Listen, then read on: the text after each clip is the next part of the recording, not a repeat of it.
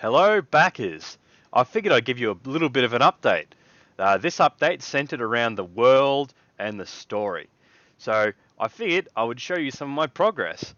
So we can see here we've got our scene in the Unreal 4 editor. We're working in version 4.22 here.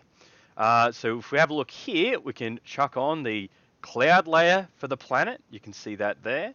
You can see that we've got a bit of a moon to give us a bit of, interest in the scene.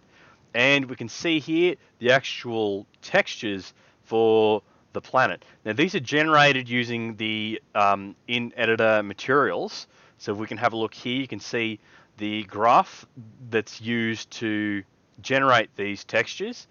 You can see that you come in with your basics, your directions, your masks and things. These build up and are able to develop the final material that's used.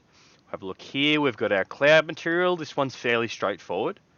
One of the more difficult materials to create was this actual halo effect, which you can see in the main scene around the planet.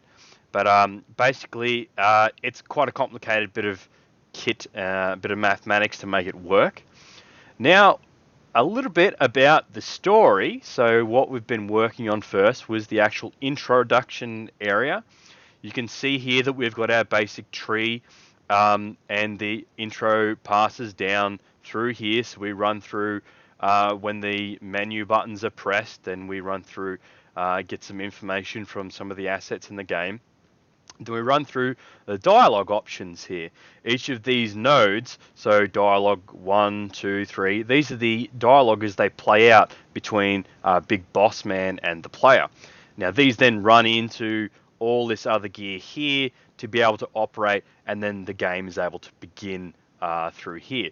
Each of these dialogue options have been set up here, so there's a bit of placeholder sound here, and then there's an actual set of subtitles that are able to be displayed onto the screen for people who are hard of hearing.